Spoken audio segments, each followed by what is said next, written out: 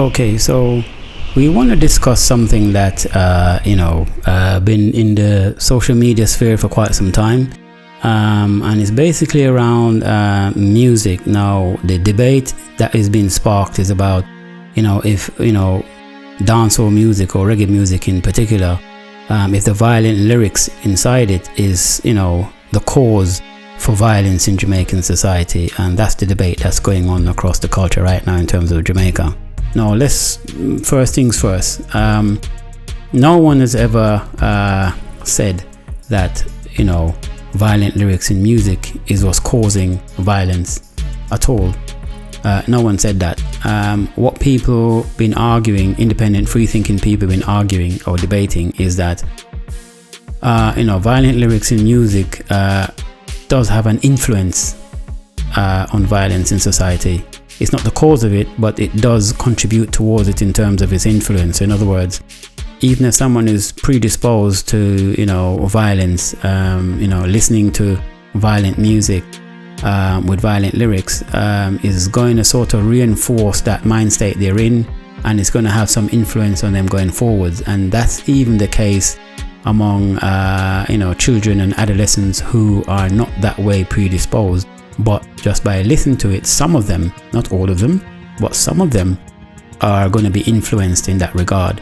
And that's where the issue is. No one is debating, contending or arguing that violent lyrics in music causes violence in society. No one's saying that, and I think no one is in their right mind to say that. What we're saying is there is an influence and there is a connection through influence between violent lyrics in music and violence that we see transpiring in society. And I'm not just saying this, I'm going to actually pull up a study to prove my point. This was a study that was done, and I'll give you the name of the study so people can benefit from this by going and looking at it. It's a study, the name of the study is called The Effects of Violent Music on Children and Adolescents. And it's done, the research was done, or so I say correlated and put together by Donna Roberts, Peter Christensen, and Douglas Gentile.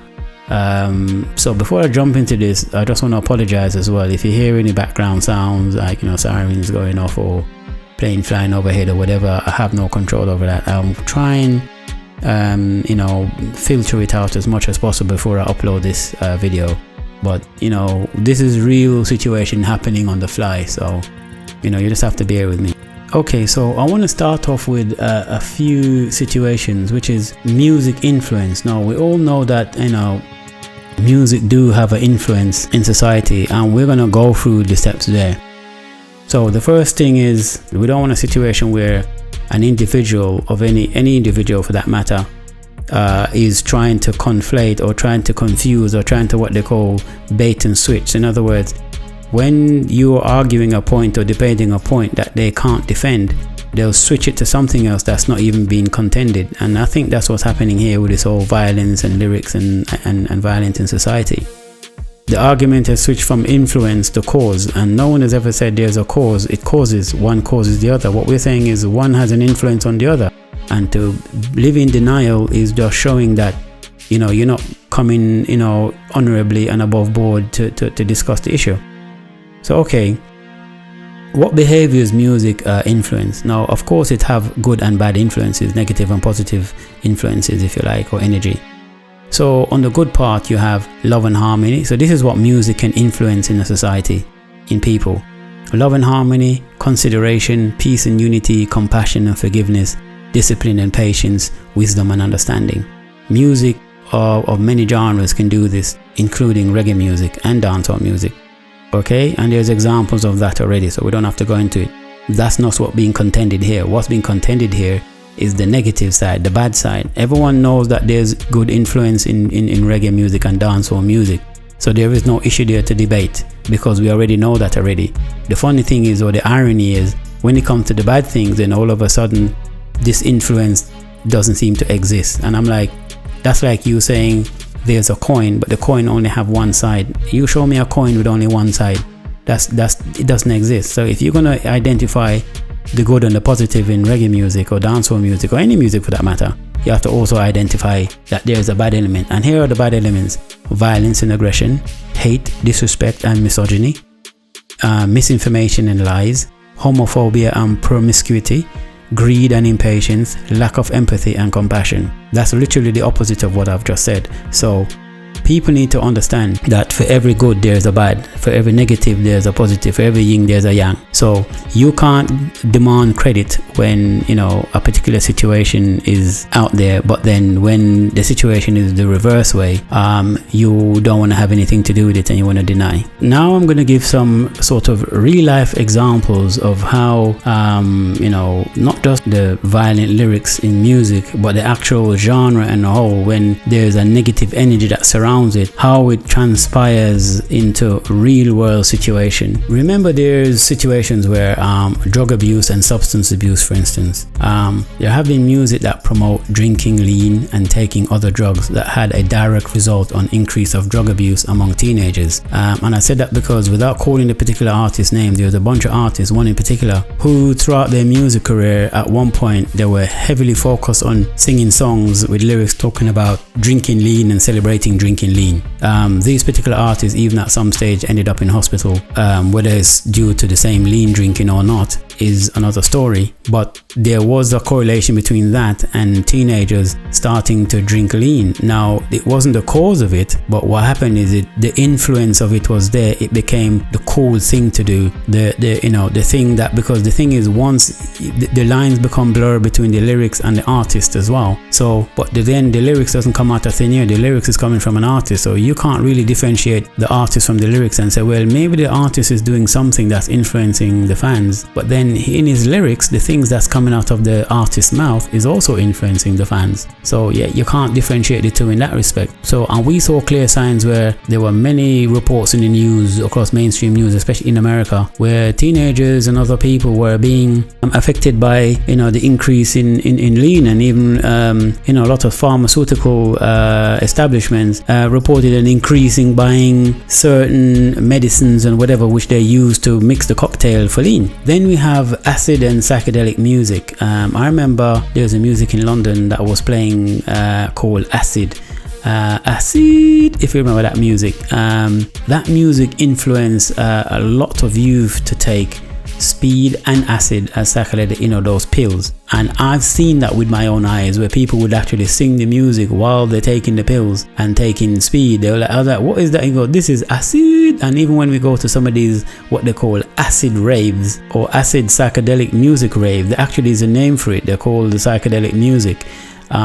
This is one of the prerequisites of going there. Well, not say prerequisite, but this is one of the things that they indulge in while they're there. It's like when you go to an acid party, you're going to take some type of psychedelic pill, whether it's speed or acid or whatever it may be. So this was a thing. And as you know, this genre was spawned out of acid house music, and there were many raves across Europe on a massive scale because of this. I remember that even people were even keeping these acid raves in barns outside London, because the venues in London just wasn't big enough to accommodate them, and the police was, you know, locking down a lot of these venues because of the same reasons, because of the paraphernalia that they were taking, as I mentioned. Then you have a stage show back in 2002 where you know, you had situation where artists went up against another artist, and as a result, I remember, without calling two artists' name, as a result, I would say this though,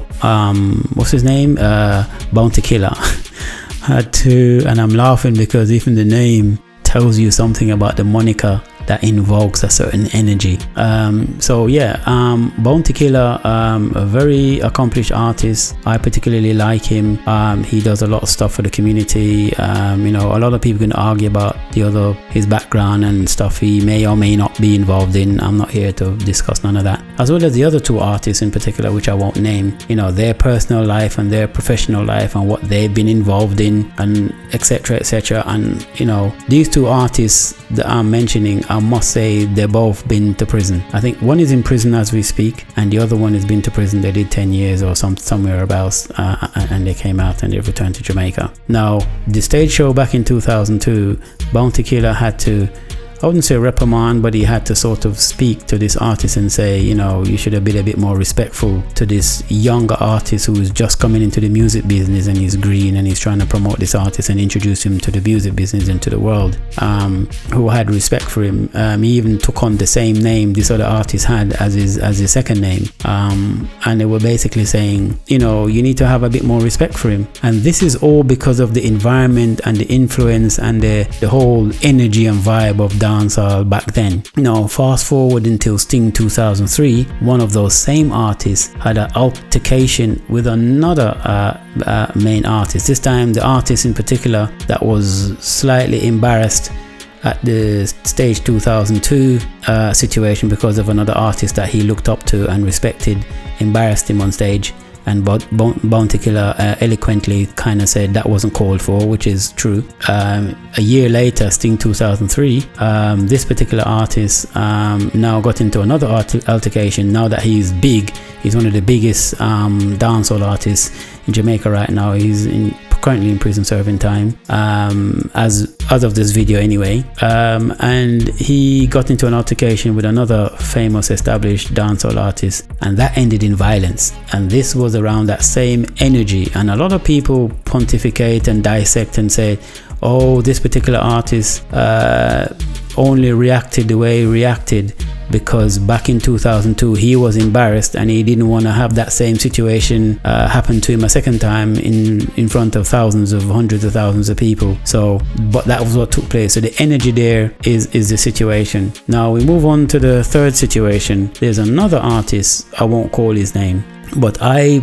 was in Jamaica at the time, in Kingston. I sort of spent quite a few years in Jamaica. I used to go to one of the artists in particular that I haven't mentioned that was involved in the stage show 2002 and the Sting 2003 situation. He went to the same school I went to. Different era, I was before him, but we went to the same school, which is Calabar High School, the utmost for the highest. So I'm giving hints away without calling any names. So, you know, I just don't want to call names, but, you know, the Jamaican people can sort of decipher very easily and very quickly who is who and who I'm talking about. And, you know, if you care to comment, that's up to you. There was this particular song called Boom Bye Bye that was sung by the same artist that was involved in the stage show of 2002 with another artist who is now serving time in prison that went to the same school I was going to, but obviously I was a few years ahead of him. Now, this particular artist sang a song called Boom Bye Bye. Very popular song, lots of people liked it. It was being played everywhere. If my information serves me right, this artist I think has come out and said he'll never promote, stream or tour and perform that music going forwards, and I can understand why. But it's different time, different era. Now what I've witnessed is when I was in Jamaica, in Kingston at the time, I was with some friends of mine.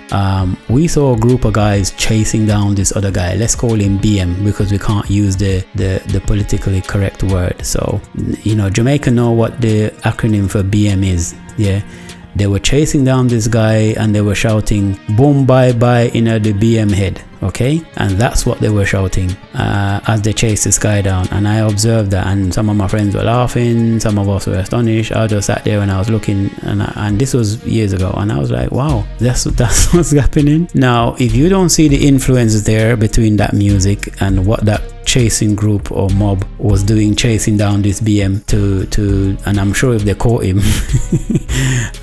he would have been severely injured if he does escape with his life, but he escaped anyway. So there's some real life examples for you, all influences in terms of the music. Right, so now we have real life examples, but more on a positive note. Michael Jackson was involved in charity, and he did a Band-Aid song, I think it was, or he was involved in it, a Feed the World kind of thing. You know, he he was heavily involved, and his influence was in that sparked that. Then you had the Peace Initiative. These people are mentioned because this is more on the positive side, and the reason why I didn't mention the other people, though I've dropped lots of hints for it to be easy to guess who they are. I don't want to call people names next to negative things, because no person is perfect and everybody has good and bad in them and what's happened to them and good and bad experiences.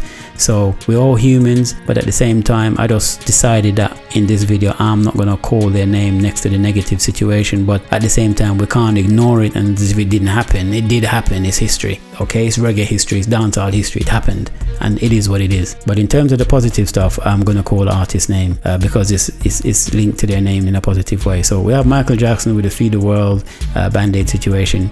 Correct me if I'm wrong. Then you had the Peace Initiative trying to stop political violence in Jamaica.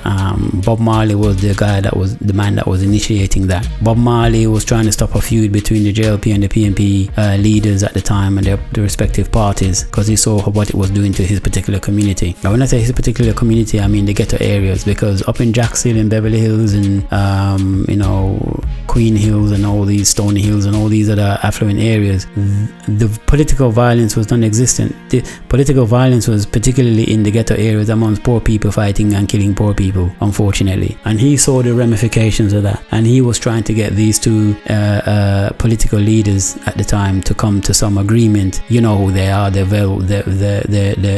very well known. But Bob Marley tried to do a peace concert because he knew he had the influence in his music to initiate and try to make something of that, even to the risk of his own life. But he did anyway. I don't think personally that would have come to anything, but it wasn't naive of him. I would like to think that Bob Marley probably thought what he tried to achieve would not bear any fruit, but at least he can sleep better at night thinking that, you know what, at least I tried, I've got my influence, everybody know what I stand for and what I'm about, and I tried. And if it failed and it didn't happen, at least I can sleep in my bed at night that I tried to fix the situation, and even whether it was successful or not. Then we're going to move on to the music to motivate military troops. There is a band called the Coldstream Guards Band, and they produced an album called Heroes, and the commanding officer of the Coldstream Guards, Lieutenant Colonel Toby Gray, asked for the music to be available to the soldiers within the Coldstream Guards when they were about to motivate them, the troops in Afghanistan. So you might think Coldstream Guards Band, Coldstream Guards, this is confusing, what's going on here? The best way to explain this to you is, imagine the JDF, the Jamaica Defence Force. Every military infrastructure you can imagine have some kind of band, yeah? And I'm not familiar with JDF, but I'm willing to bet that the JDF has a band. So imagine you have the JDF band, and the JDF band came up with an album called Heroes. And imagine, the lieutenant, whosoever that person is within, or the general or whatever that person is in JDF, turn to the JDF band and say, we need to make this music available to the JDF troops before they go off and fight in Afghanistan, or whilst they're fighting in Afghanistan, to motivate them. That's what that basically is. The Coldstream Guards band and the Coldstream Guards, who are the soldiers. Then you have the Chinese troops. They used the Tiago drums to motivate troops, and during the war between Qi and Lu in 684 BC, drums on soldiers' morale was used to, and that changed a major battle, the outcome of a major battle, just by using those drums. Now the drums is called the Taigu, so I'm not sure if I'm pronouncing it right. Tiagu. My Chinese is not very good, so forgive me if I'm butchering the Chinese language. And the war was between the Qi and the Lu. I don't know if I'm pronouncing that correctly either. Qi is spelled QI and Lu is spelled LU, okay? So during the war between the Qi and the Lu in 684 BC, drums were used to raise the morals of soldiers back then, which changed the result of a major battle. Then we're going to go on to quickly horror movies. So these are real life examples I've just given you, okay? So then you have horror movies. Now in a horror movie, one of the primary things to put you in that frightening, scary mood is the sound effects and the sound, yeah? The audio. So if you turn the volume down to 0 or mute your TV and you look at any horror movie, 80% of the scaring effects is disappeared. It's almost as if the movie is comical. I've done it with really apparently scary movies, and it's almost like watching Charlie Chaplin movies. It's just funny. But as soon as you chip on the 5.1 surround sound and you turn the volume up, all of a sudden the resonance does have an effect on your psyche and your mentality. It's just, and movie makers know this.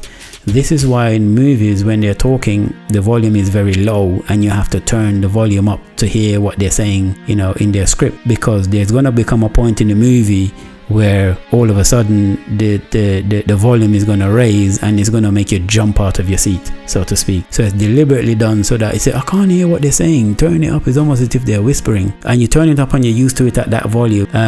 When they turn the volume up, all of a sudden it becomes it sort of shock you and jump you out of your seat. Now, before I go into the all the different other bits that I want to go into, I just want to leave this with you. I've mentioned the documentary, but before I go into it, I want to mention 3 things to you. I'm just going to give you some quotes. The best music is essentially there to provide you something to face the world with. Guess who said that? Singer Bruce Springsteen. Here's another one. Music can change the world. Who said that? Beethoven, composer. Here's another one. Music is spiritual. The music business is not. Who said that? Van Morrison. Here's another one for you. Try and guess this one. I often think in music. I live my daydreams in music. I see my life in terms of music. Guess who said that? Albert Einstein. So you see, when people tell you that music doesn't have an influence and this and that, no, it does. It does have an influence, whether negatively or positively. In the debate that's going on in Jamaica right now, or among Jamaicans and reggae music and dancehall music in particular, is around whether it caused violence, and that's not the debate. The debate is whether it has influence on violence in Jamaican society, and it does. Okay, there's no getting around that. No ostrich sticking your head in the sand is going to save you from that. So let's just put to one side whether violent lyrics in music causes violence, because no one is debating that issue. No one is saying that's the cause. I'll leave you with one last thing, which is a caveat, which is competitions are for horses, not artists. Bela Bartok, a composer and ethnomusicologist, said that. I don't even know if I said that correctly, but I'm not going to try and attempt it again. It's too tongue twisting for me. I don't want to embarrass myself. So yeah, competitions are for horses, not artists. Bela Bartok, B-E-L-A first name, and B-A-R-T-O-K surname, Bartok, with an accent over the E and an accent over the O. Okay, so go search him up. Now, the reason I dropped this one in here is because in dancehall music and in battle rap and genres like that, artists normally compete, and when artists compete, it can cause rivalry, and sometimes we see those rivalries spill over into real world situations of violence. I've seen it in battle rap, an art form which is to do with friendly, lyrical, metaphorical wordplay competition, has spilled over into real world situations where people are behind the scenes are getting hurt and are threatened, and all this is happening to them. And as I said, you've seen it in Sting 2003, and I've seen it in battle rap, where not so distant ago, probably late last year, mid last year, one particular battle rapper was in certain altercations with another battle rapper, and whether that spawned from other things, the fact that you're in a battle rap mode where you're up in people's faces, shouting and screaming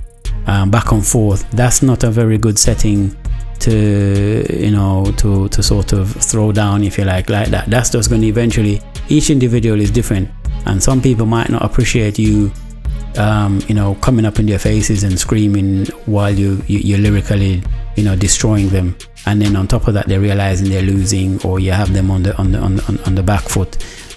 Emotions can get high, and things can happen outside of that. People are trying to shift the blame from the responsibilities of artists in terms of their lyrics in music to the music video. Why do you think there was such an outcry when one particular reggae artist, who was thought of being a Rastafarian, orthodox Rastafarian, if you like, having a music videos with half naked women in there, just in their bras and bikini, and gyrating in the video and doing all kind of things, and he was like behind a woman simulating whatever he was simulating, which is unbecoming of the Rastafarian faith or Rastafarian culture. So that's what they're saying. If certain artists who is, for lack of a better word, a gallist, who is a womanizer and a Casanova, if they were the one in that video doing it, people wouldn't complain, because it'd be like, okay, we know who that person is and what their persona is and what they put out there. But when you're a Rastafarian, this is like the best way, and this is the one time I'm going to call one person's name, because in this case I'm calling this person's name in a positive way. If you notice, everybody else I didn't call their name because I don't want to put their name next to something negative, but I say it in a way that you have enough breadcrumbs to figure out quite easily who I'm referring to. Let's look at this Rastafarian. What's his name again? Mutabaruka. Highly respected man. I don't know if I should call him a Rastafarian, because from what I have observed of him over the years, I think he's transcended beyond the Rastafarianism, if you like, if there's such a word as Rastafarianism. But he's transcend beyond Rastafari, because he started off, it's like a Bruce Lee who transcend martial arts. Bruce Lee started off learning, Tai Chi and many other forms of martial art. But what he did, he eventually came up with the phrase that says, learn it all and then forget it all. So when Bruce Lee is fighting any other masters, he doesn't use any particular style to fight them. He uses a combination of style which comes naturally and fluently, as on the fly, in the moment. And that's why he's such a very good fighter, pound for pound, in terms of his skills, his martial arts skills, and his fighting, attack and defense skills. And it's the same way I see Mutabaruka. He has transcended religion of Rastafarianism, in the sense that his understanding is on an elevated plane, to the point where he doesn't, even though he identifies as Rastafari, and the way his attire gives that messaging of Rastafari, when you listen to him speak, the journey he's made over his years, you can tell that though he holds a lot of those beliefs, he's kind of let go of that and is more in tune on a spiritual level. So it's not much on a religious tip anymore, a religious journey anymore. That religious journey has long been over, in my opinion. He's now on that spiritual journey. And when I say that spiritual journey, he hasn't reached it yet. No human being has accomplished spiritual journey. As long as you're living, you're continuing to learn, and you continue to make mistakes, and you continue to evolve. So Mutabaruka is still on that journey, but he's way ahead of, in my opinion, many other Rastafarians who claim the same spiritual journey or religious belonging, if you like. So imagine someone like Mutabaruka now making a video where he's gyrating with naked women and whatever. It wouldn't fit the imaging, it wouldn't fit his persona, it wouldn't fit what he stands for. And this particular artist, even though he's an artist, but then again, Mutabaruka himself is an artist, he's a very accomplished poet. So that's as artistic as it gets. So if Mutabaruka was to put poetry and pen to music, he will have more bars than the entire reggae artist genre combined, because the man is a poet. And when you listen to the way he stitches words together, like Lieutenant Stitchy, another one of my favorite, you understand the skill set. So imagine someone like him doing a music video or doing a dub poet video, and in the dub poet video you got half naked women gyrating and doing all kind of things, and he's behind them simulating all kind of things. Can you imagine the outcry on that and what that will intake? This is why this particular artist, that he was kind of in an entanglement with, there was threats of suing if apologies is not forthcoming, because he's more into his reputation. And he's of the opinion that it doesn't matter whether the other person don't care about their reputation or not, he cares about his reputation and his name. And that's the point I'm trying to make. So music is very, very powerful. Let's not get this twisted. And this document that I've just gone through from pick it to pieces, even though there's lots of information that I've left out, because I don't want to dwell too long and I want to put some time aside to put my own 2 cents. This just goes to show you that at the end of the day, you know, music has a very powerful, you know, has a very powerful space, and we ignore it at our peril, you know, and it's something that we need to be aware of and be responsible. And all I've been saying on my Instagram is that artists need to take responsibility for what they do, and they can't just wish-wash it and stick their head in the sand and say, well, I'm not forcing anyone to do anything that is bad or negative or violent, so I wash my hands on, you know, of that responsibility. That can't exculpate you from the responsibility. That's what I'm saying. So, you know, this article is as slam dunked anybody that's going to have anything to come forward, because for every article that says yay, there's an article that says nay. I just want to say one thing when it comes to the host. When he was interviewing the politician, I can tell that he didn't agree with everything that the politician was saying. Not 100% anyway. The body language and the facial expression is an amazing thing. It doesn't matter how media trained you are. You know, you can pick up on certain, you know, signals that you just can't control, especially when you're in an interview or a session like that. And in my opinion, what I picked up on was the host wanted to probably drill a bit more and ask a bit more question around, you know, the whole thing about you know, violent lyrics and how that impact on society, especially amongst children and teenagers. But he probably picked up the energy like the politician has already held a very strong view and is rigid in that mindset. So it's one of those things where it's we agree to disagree and move on kind of thing. So that's my impression of it. I'm not trying to put words or speak for the host in any way. I'm just giving my observation when I watched the interview between the two. The other thing I would say is if that was me, I would have drilled down and pressed the politician a bit more. But I understand if the host didn't. You know, he's very experienced in interviewing lots of different celebrities and reggae artists especially. So it's not like he's new to this thing. It's not his first rodeo. He's had years of experience of it. So, you know, that's not the issue. That's not what's at stake here. As I said, he probably just read, you know, like an experienced host would do. He read the moment and he read the environment, and he probably think, you know what, let him just come, say his piece, give his side of the story, and we just keep it pushing. And that's really how the whole interview kind of went in general terms anyway. The other thing I would say is it would have been nice, or it would have been good if the politician would have at least listed a couple of research that he's read, and maybe some of the authors that went and, you know, did these research that gave him the conclusion that these research said there is no correlation between, you know, violent lyrics or violent music and how it impacts society.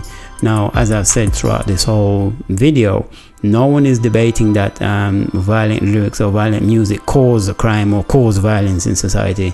That's not what this issue is, and anyone that's trying to toe that line, you're on your own, because no one is challenging you in that regard. What we're talking about is the influence in violent lyrics and, you know, violent music, and how it impacts teenagers and children in particular in society going forwards.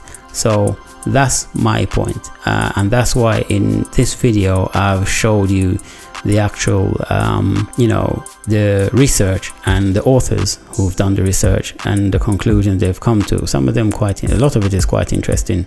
Now, having said that, you know, to me, the reason why I didn't go and research all the other stuff that the politician mentioned, because he said, you know, you can go and Google it and all these different countries is listed and none of them has come to this conclusion, even though we're not debating that particular issue anyway.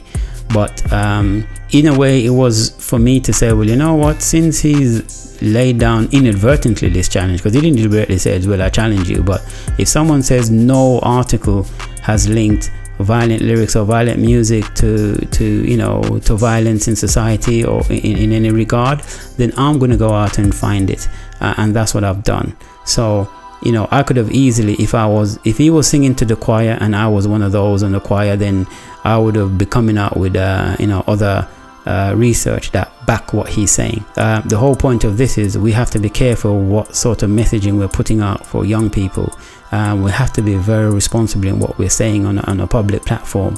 So I just thought, you know what, I need to challenge that narrative, because you can't have a politician saying things like that. And even though what he was saying seemed, from what I gather, was the argument about violent lyrics and how that impact, how if that causes violence or crime in society, which is not the argument here. It's the influence we're talking about. That's the issue. That's the subtle and powerful issue we're talking about here.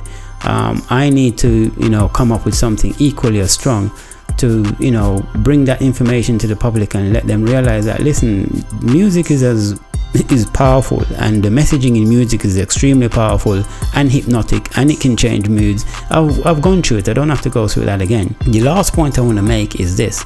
No one is saying you should ban music. You should ban violent lyrics in music and ban violent music.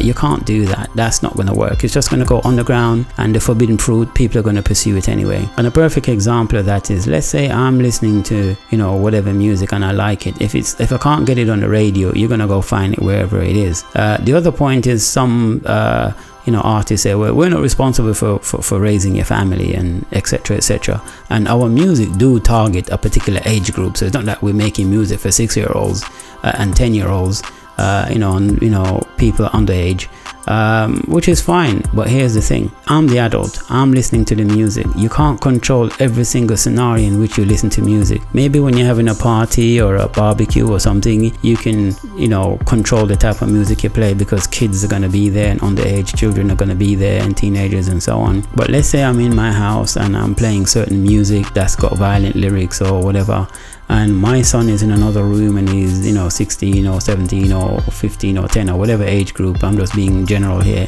Whatever the age group is, if he's underage, he or she, they're overhearing the music. I'm not trying to play it for them to listen. It's not for their ears, but they live in the same house and they overhear the music. Now, if they overhear the music and I say, oh, you need to close your ears and, lock your ears, don't listen to this. This is not for your age group. This is grown folks kind of thing. What do you think they're going to do? If you tell a child don't do something, what do you think they're going to do as soon as you turn your back? They're going to do it. It's that forbidden fruit. So what's going to happen is, they're going to say, oh, dad doesn't want me to listen to this kind of music. I wonder why. It sounds lit. It sounds I've never heard music like this before. My goodness, this is not the kind of stuff that I've heard.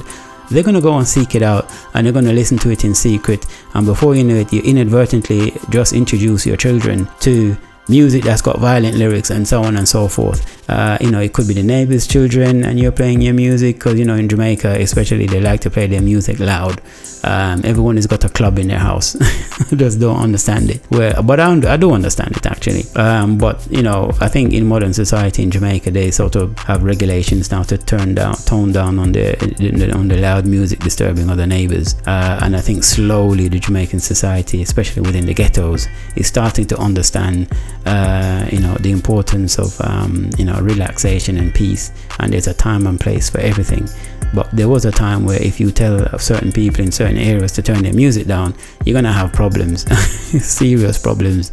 It caused conflicts and arguments and all kind of thing. So, but time changes. So I'm just saying you can't control every single thing in terms of music. So you can't just exculpate yourself out of a situation as an artist and say, well, my music is not targeted to children and I'm not responsible for raising your children, and that is that. No, you're a public figure and you're making music that is available to the public. It might have a restriction, but you can't 100% control whose ears it reaches, and that's the point. So there is a space, and we're just asking for balance really at the end of the day. It's just about balance and some responsibility. It's not about banning and bashing. No one is here to bash any artist. No one is here to ban any music. You can't do that. It's just a matter of just finding some balance, or just sort of mix it up with some other stuff, because you have some reggae artists in Jamaica. Let's not get it twisted. Let's just be fair here and be honest. There's some reggae artists in Jamaica that's built their entire career on aggressive, violent and nasty lyrical content. That's the bottom line, and that's all they're known for, and that's solidified them. They've taken on the moniker, they've taken on the lyric, everything. So it's one of those situations where if they was to sing something else apart from violent music or violent lyrical content, people like, well, that's not what you're known for, and that's not what we want to listen to. We want to hear you when it comes to this, that, and that, because you're very good at that. You're the king when it comes to that part.